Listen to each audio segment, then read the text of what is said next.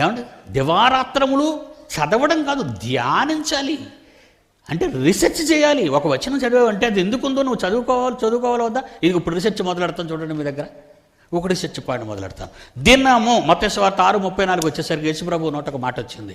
ఏటా మాట? రేపటి దినం దాని సంగతుల గురించి ఆలోచిస్తాదులే అన్నాడు.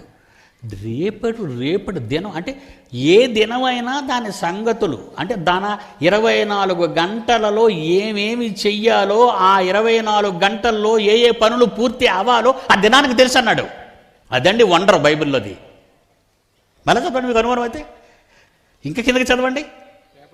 రేపటి దినము దాని సంగతులను గూర్చి చింతించుచున్నది. రేపటిని గూర్చి చింతింపకుడి, రేపటి దినము దాని సంగతులను గూర్చి చింతించుచున్నది. దాని సంగతుల గురించి విచారపడుతుందా?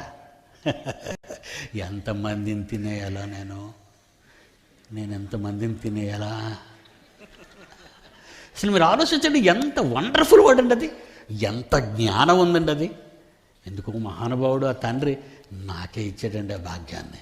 ఈ ప్రపంచంలో మొట్టమొదటిసారిగా ఆలోచించి ఆలోచనని దేవుడు నాకివ్వటం, ఆ మహానుభావుడికి చేతులు ఇచ్చి నమస్కరిస్తున్నానండి. ఎందుకంటే నా చెల్లెళ్ళు, నా తమ్ముళ్ళు, నా అక్కలు, నా వాళ్ళు తప్పనిసరిగా ఈ సంగతులు చెప్పాలి వాళ్ళకి.